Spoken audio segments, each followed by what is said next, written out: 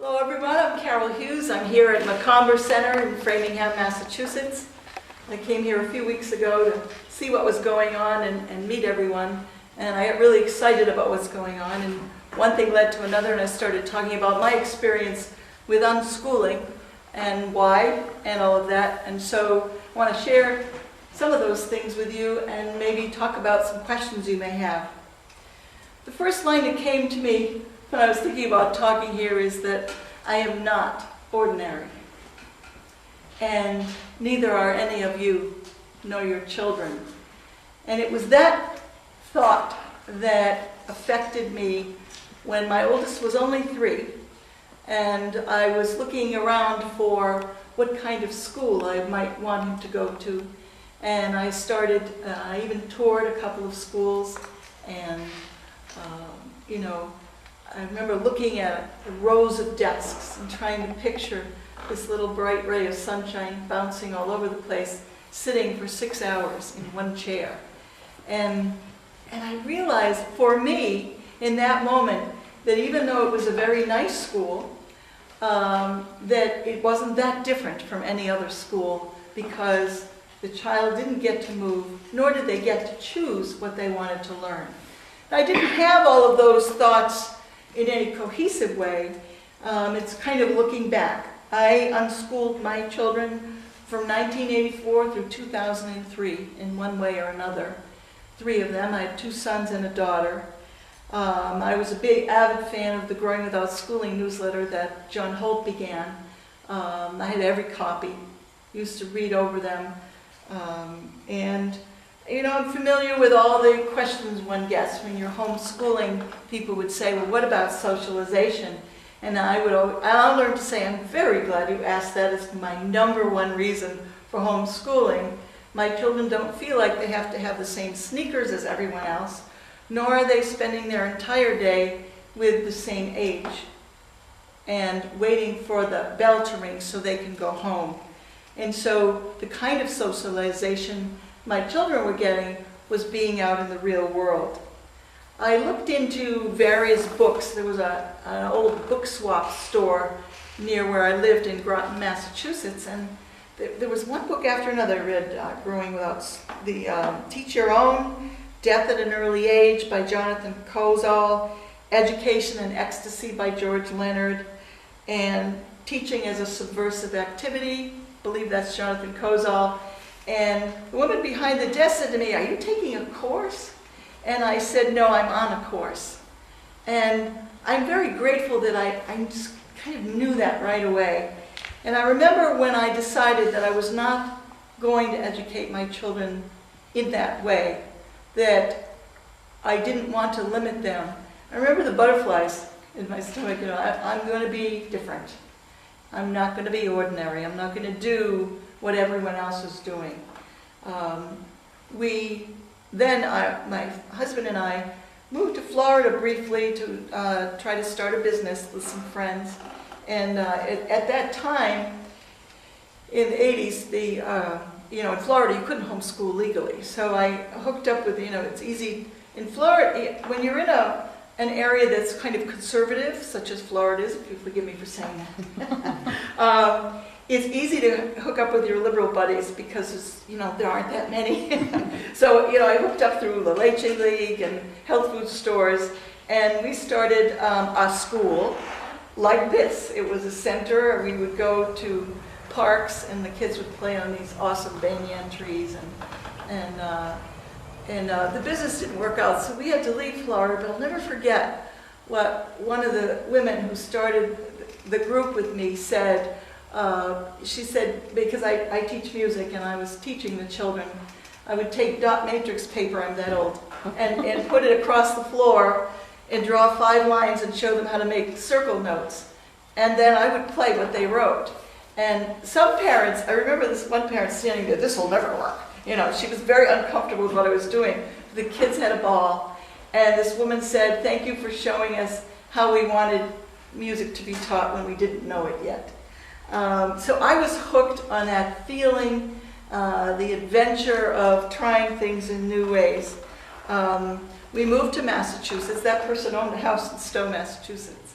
And so very serendipitous. She said, well, I own a house in Stowe. Go look at it. If you like it, we'll work something out. And so we moved to Stowe, and I hooked up with homeschooling groups. I started the first issue of the Massachusetts Homeschooling Newsletter. And we went through a few years. Every single year, the Stowe school system just bugged me endlessly. Phone calls, do you need anything? I had to do monthly reports to whatever teacher matched whatever age my children were. You know, they just were relentless, and I had to do reports. I got very creative on reports, you know, like we lived on a lake, so you know, that was a biology class. But it was, and so, but I learned how to describe it in ways that satisfied them. One thing that really stood out in my mind, I remember one report, I said that my 7-year-old had learned his 12 tables, and came back from the teacher, but does he know his numbers 1 through 18? Okay. Yeah, I did, you know, it was very hard. You know, whatever they said to me was just not in touch with anything. And then no one ever, any time at all, laid eyes on my boys. This was all because who am I to be teaching my children? And so finally, they wanted to have them tested when my son was 10. And I had tried, feeling an obligation at one point to teach I thought maybe I should be teaching him to read, you know. So I remember sitting down with a little book and showing him, and he's like this, you know, just fidgety and uncomfortable. And I thought, you know what, this isn't working. And this is a kid, you know, taught him the 12 tables at age 7. So I decided he knew what he was ready to learn. And in fact, he later didn't really learn to read well until he was about 13, and he really wanted to play Dungeons and Dragons. And he's still playing role-playing games, and he's 35 years old. So I guess he knew what he needed. And that was an incredible vocabulary. So he went from barely reading to all kinds of 3-syllable words and history. At that time, only 600 families in Massachusetts were homeschooling. Evan and I were on the evening news one time with this, you know, oddity. Oh, look at these people. I remember everyone was playing with lock blocks and speaking ever so intelligently. But it was a bit surreal. You know, I thought we're just being, you know. And, you know, so I've been, you know, in the newspapers and all of that thing. And homeschooling started to grow. I met people from different towns. We used to rent a boys' club in Marlborough so the kids could play in a gym. You know, and the moms would get together and talk. And then we'd go on field trips. One time we went to the Museum of Fine Arts, and we brought easels for our children, and we went to the Charles River afterwards. And I'm feeling, you know, very self-righteous homeschooler that I am. And I said to my son on the way home, what was your favorite painting? And he said, the second one I did. And so I learned, you know, again and again, because I had the ability to listen and celebrate the wonder of my children, you know, be driving down the road, and my other son Peter would say, Mom, look, the road has a roof over it, you know. Or he'd notice if the orchestra was out of tune on the radio. And, you know, he is an incredible, I mean, he installs sound systems now. And he learned how to work in a recording studio. So these little things that I observed and nurtured in them became just, you know, my delight. And I also noticed that, for instance, after going to a place like the Museum of Fine Arts, they would work out and assimilate whatever they had done for several days. And I remember thinking, what happens when you keep stuffing more and more and more, and there's no time to think about that, you know? And so a lot of what I exposed them to was out in the world. You know, people, we'd go to the grocery store, and my kids hated them. Why aren't you in school, you know? And so sometimes I, you know, give them a little bit of a lecture about they are in school. You know, it's the world. But my kids hated that. They made me stop doing that. Yeah, they didn't like having things pointed out for them. I finally refused to test my 10-year-old, and the superintendent sent me a letter with the Care and Protection Act in it, basically threatening to take away my children because I wouldn't test them.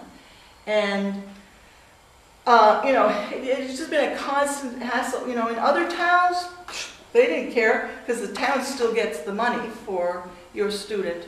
But this particular superintendent would not leave us alone. And so we went to look at an unschool.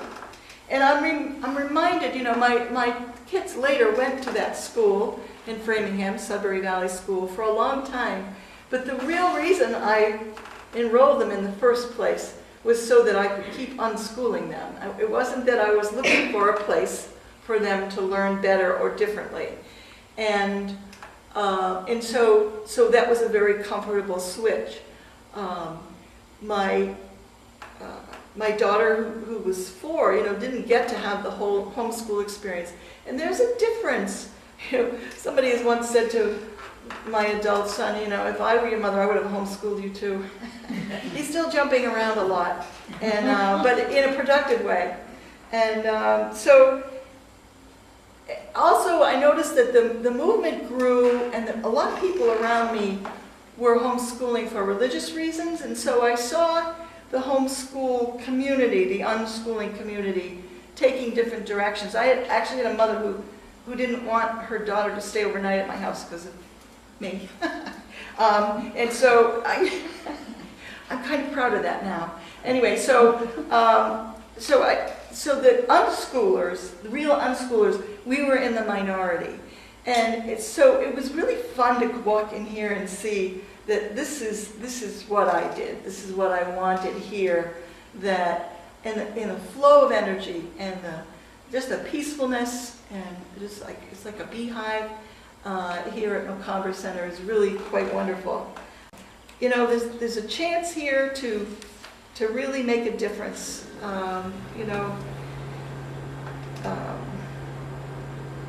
There were a lot of the mothers that I met with in the homeschooling or unschooling group, there were lawyers and artists and church people, and I had my phase. I'd been a nightclub singer in the past, with the Benson and Hedges and all of that. And then when I got into homeschooling, I was making my own granola bars. But it's fun to have all that expression of self, so that unschooling, guess who benefited the most from it? I was a kid who went to a Christian high school, and we had Bible as a major subject and prayer before every class. And so I didn't have a choice at all as to what I learned.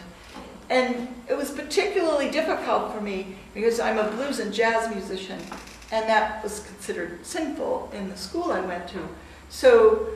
But the desire in me to do those things and express myself, remained. And so when my children came along and I could let them be free, I was freed as well. And I believe that makes the world a better place, that my own creativity is released and possibilities are endless. From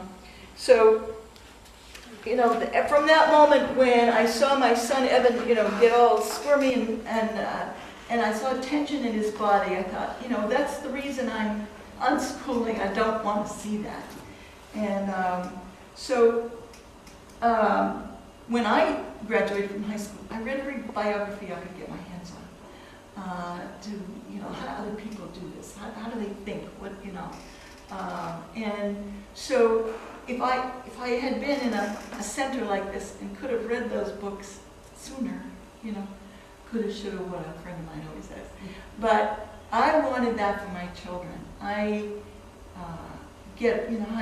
mother, you get a sense of your child the moment they're born. And one of the books that I read, I referred to as Education and Ecstasy. George Leonard talks about how the brain physiologically changes when you learn something, so that the next thing you learn that way, that piece of you. And I thought, that's good news and bad news, because what if you have a negative experience? I'm someone my first grade teacher didn't like me. I was probably a bit of a problem. I don't know how bad, but she flunked me in conduct and yellow marked the report card. For some reason, my mother kept that forever. I still was happy there because I still liked that I was in school, but I already knew how to read when I went to school. So I was very bored. And so all these things, we're all a combination of our past. I have 4 brothers, none of whom can pick up a book for pleasure. All got their high school diplomas through GED or whatever. But I watched them struggle with valuing themselves, feeling inferior. And in myself, I always did well in tests and reading and whatever academic thing. But I thought, because it wasn't material that put me on fire. And so my past of seeing my brothers in this way, I was very sensitized to what does work. I was always looking, what makes people tick. And children do that, little kids, And I have a grandson who's 3 now, and I just see that same curiosity and energy in him that, you don't want it to go away. And it doesn't go away if the children are free, if they have opportunity to learn about themselves. The school that my kids went to was not perfect, but it was better than the alternative of being in a public school. And I believe that Macomber has the opportunity to be even more, to get back to that freedom of expression for the children, for the people teaching here, for just being with nature. I'm excited about that. I think this is the possibility of the future. Any idea that has gone through several decades needs to change. These are changing times. And I think the way this center is arranged allows for that growth and change. And it's not easy. It's not easy. Because you don't get a lot of reinforcement. I like to watch the news, on the internet, and they've discovered that there may be life on other planets. I always love it. That amuses me because how could there not be? But now that they have a telescope that can see holes or whatever, now it's a possibility. But little kids would say, yeah, they're sure of that. And they might make pictures of it or someday study that. But not if they're told, well, there's really nothing else there. You better hold back. And so the people here that are around these children are not going to say things like that. I have a highly developed intuitive ability. And when my kids thought they saw a spirit when they were little, I didn't say it wasn't there. I'd say, what did it look like? And so you have this openness to their perception rather than saying it has to be this, it has to be this. I was one of those students in school who said, why do we have to learn this? And I never liked the answer, we know what's best. And they didn't convince me. But I did learn enough things to know that there had to be something better. There had to be another way. And really, I'm with John Holt in this, I started learning the things that really had meaning for me after I stopped going to school. I went to college and took a music ed course, and to my dismay, there was no time to play the piano, and that was my major instrument. This doesn't make any sense. And the whole way the music ed class is laid out, I understood then why so many public school teachers here, and I have no self-consciousness about saying this, are mediocre. If you only have 3 or 4 months on every major instrument group, and you're the one who's going to teach that to the children, how can there be quality? And so I dropped out of that and started taking part-time courses here and there. And that's when I started reading these biographies and books and started my own rock band and things like that. And so all of those things, the freedom in me. When I moved to Florida, even though it was briefly, it was interesting because this area is very, the Boston area is very hooked on how many degrees you have, how important are you affiliated with this, that, or the other thing. And because I had dropped out of college, I didn't think I had the right to compose. And when we moved to Florida, however briefly, I just started composing. And people were amazed at what I was composing. And I said, well, I don't know enough musical structure. I didn't learn all the theory and blah, blah, blah. And what if it's wrong? And then, so moving out of the box, whatever box you might have been in, allows other creativity to come forth. Because now I write songs that really impact people. I'm having fun, the listener's having fun.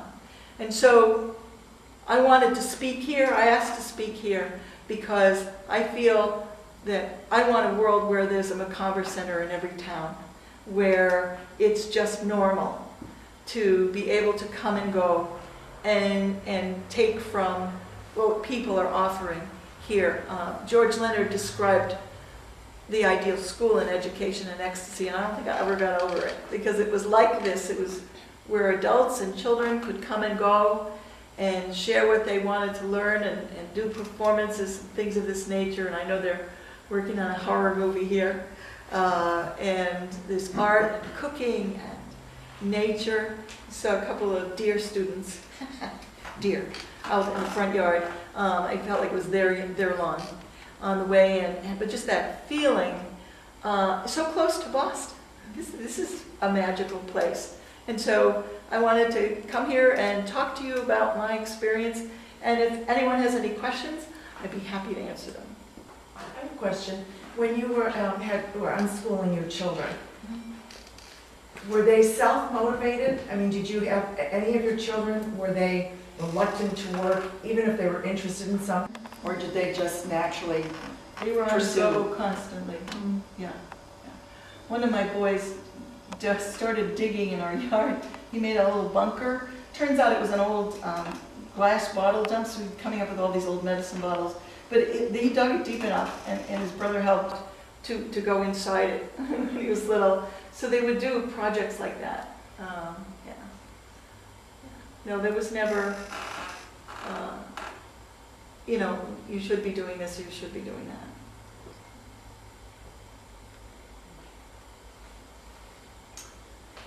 Did you, now that I've been reading and thinking and talking about this stuff for a long time, but now that I have a kid, everything has been called back into question.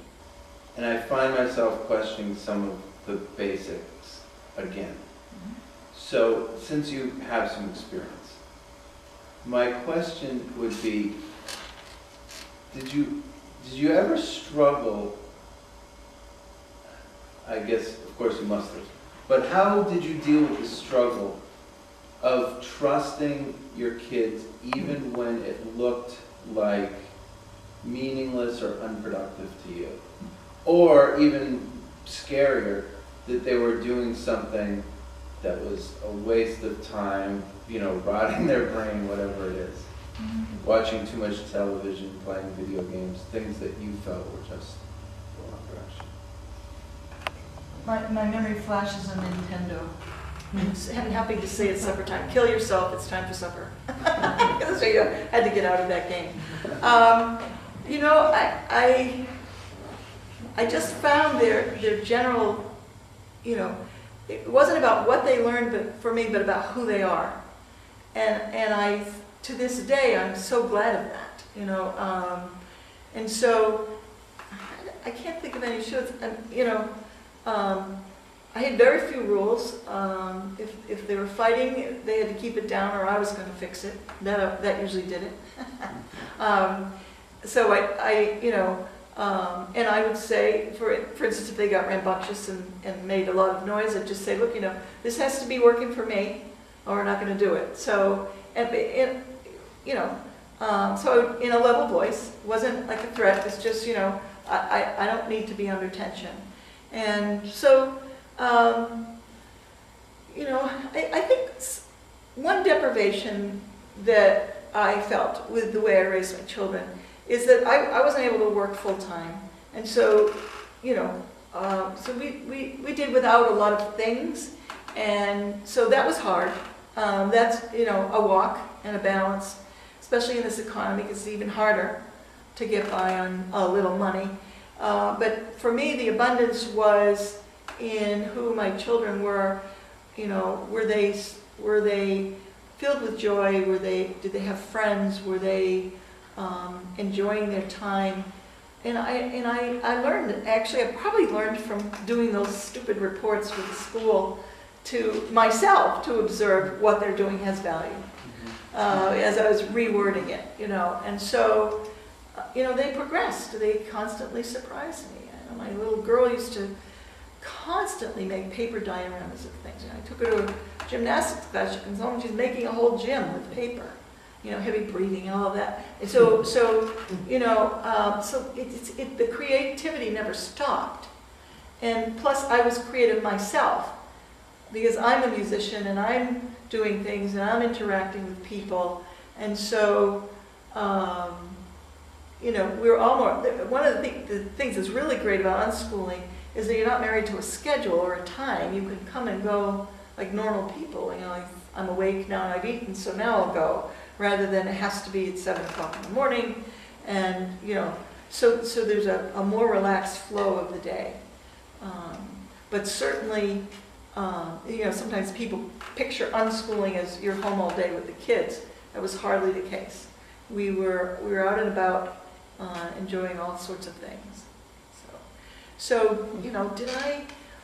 Just that I remember that one moment that I mentioned already, where I thought, well, I should be teaching him to read, But I watched him, and plus I knew that my brothers all hated it, and couldn't read, and didn't read for pleasure, and so I knew from experience there was no point in that, and so this same boy, has got a couple of college degrees, so when he was interested in something and he wanted to learn something, he went and did it.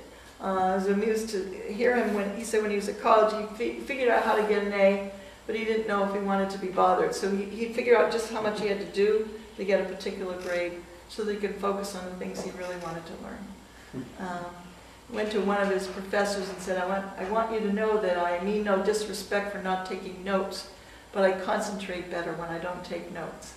It's that kind of student who is not, you need to do this, and this is how you make an outline. Remember those classes? And, and so,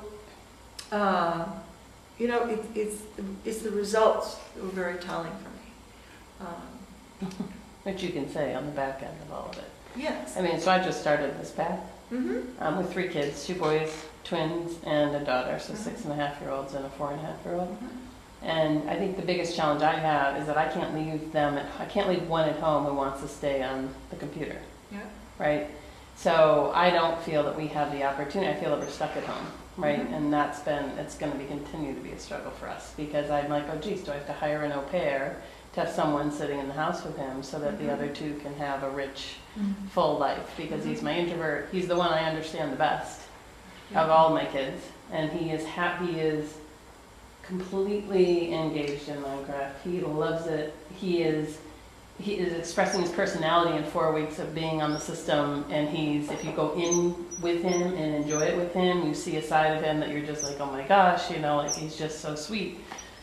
But it is really difficult if we can't leave the house, and he is not eager to do anything. So even if he comes with us, he wants to bring his laptop or sit by him, sit in the car while we do whatever we're doing at a playground and then whatever. So my concern is, how do you get exercise? How do you get away from a computer? And I have a husband who is just like him. And he gets paid to program. So he works in his passion, and he gets paid a lot of money to do it, and he would do it for free. It just happens to work. So I understand all that, but I still have to figure out how to get the other 2 who are much more social individuals out. And I don't know if you had different temperaments or different personalities in your kids, and how did you manage Well, you bet. I sure did have different temperaments. And, if I wanted my kids to do something, I would start doing it. Like if you want your children to exercise, then you exercise. Right. And they'll see the benefits of it. And also, it's okay if things aren't okay for a little while. That was one of the things that was very hard for me to grasp in the beginning, because I was an idealist doing all of these things. And, it may be okay what he's doing. But in terms of, meeting your needs, I got out of the house with other homeschooling families, so we would go visit their home, all over Massachusetts. And there are a number of groups, I was looking online today. Yeah, we're involved in all of them. Yeah, and so we had regular families, that got together, and and I didn't even see my kids. We'd get to the house and Right. they were gone. Right. And so, what if, for example, you were in a home with a family, and he brought his computer, and he could sit in a room and do that, Yeah, see, I don't have a problem with that. I Yeah. think the hard part for me is that sometimes we have to go to the doctors, and I can't leave them at home. Like, they Yeah. whereas I was left at home at 6 as a latchkey kid, it kills Oh, me boy. that I can't leave my Yeah, child scary, at home. huh?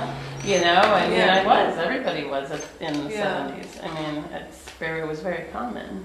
Yeah. But, and it's not like anything's gonna happen, but it's dealing with all of that, I guess. I don't know, I just feel like I'm stuck at home. I can't even grocery shop, hardly, unless I go at night, and that's not my best time. So like, with getting it to work for me, I guess, is the big question.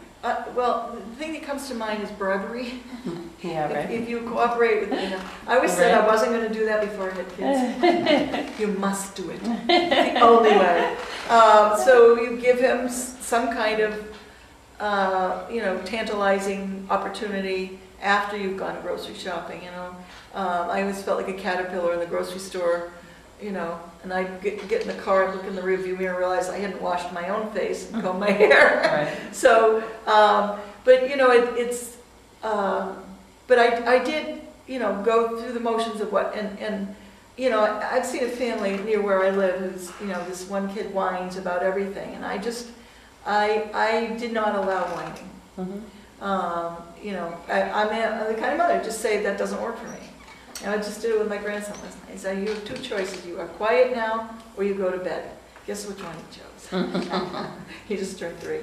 And that's, so if you're not asking too much of your children in general, then it's Right. easier to ask a little bit. And that was a rule that stood me in Right. good stead. It's that constant, you have to this and you Right. can't that, blah, blah. And I would explain to them, this is what I need to do. I need to be on the phone or whatever. I think it's okay to expect cooperation. Mhm. Yeah. Good question. I think that frightens a lot of people away from the idea. I'm going to be home alone and, Mm. with nothing to do. Oh, no, I have tons to do. Yeah. I actually don't mind it terribly, sometimes we have to get up, So my kids learn to do their own laundry pretty young. Mm. If they're part of the whole scenario around you, like the real life, they wanted to, So, yeah. I'm sorry, I was just going Oh. to suggest that also, I think you go through phases as a homeschool parent where you feel really stuck in this one way of being, that I have this job that doesn't want to leave the house at all. Mhm. But it actually is a phase, and eventually he'll grow out of that. And My husband still hasn't grown out of that. I I know the personality because I married Yeah. one, and the computer is really intriguing. It's an amazing place, and they can master it. But I completely agree. And I think what we may end up doing is hiring someone to be there to give me the freedom, and luckily we can do that. But and maybe with some of the other homeschooling families, Yes. I can go and say, hey, Judy, can you take him for Yeah. the day? And then Yeah. we're off, and he can just be there. So it's just finding that. I mean, we just started this 4 weeks ago. Oh. So, and we're really cool with whatever they want to do. Like, we don't have any rules. We never have. I mean, we are AP parents from the beginning. So, Yeah, your day-to-day routine shifts when you don't have the expectation they're going to be somewhere else for X number of hours. right, exactly. But it actually is more relaxed eventually. I promise. Yeah. Yeah. Any other question? Who else is from you? Somebody signed in from you. Okay. We're in you. I'm not standing, but I have a 1-year-old and a 2-year-old. Oh, okay. Thinking that. Yeah, You know, well, like me, my son was 3 and I started looking into all of this. Carol, what were some of the things that you learned about yourself through all this? It was all right to compose music, even if I didn't get my music degree. And in fact, to teach it. I'm a really good piano and voice teacher. I get amazing results out of my students.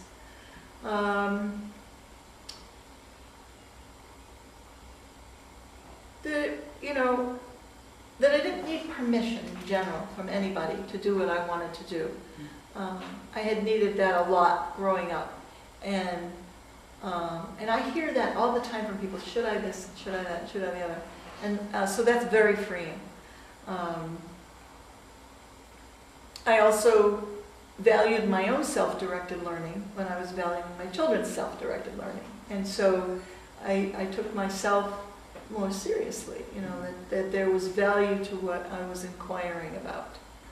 And yeah, so I pursued my interests with more joy. Because I wasn't doing it because anyone else wanted me to or was going to judge how well I'd done it or anything like that. The freedom in music part, that took quite a while. I was not allowed to listen to rock and roll as a teenager. And part of the appeal for it when I left home was because it was guilty. But that freedom of music, it's taken most of my life to really get there. And I'm in a great place. I really like my music. And, I'm enjoying my music. So. Are your kids musical? Yes, two out of three. And my daughter has a beautiful voice, a very good singer and dancer, and my son Peter plays guitar and is a sound engineer. Does what do you call it? Loops? And, he does things with recording sounds, and it's you can always hear his car going down the street. But you can always hear my car going down the street too. Peter always laughed, boom, boom, boom. There's Mom. Okay. Your car too. Okay. Thank you.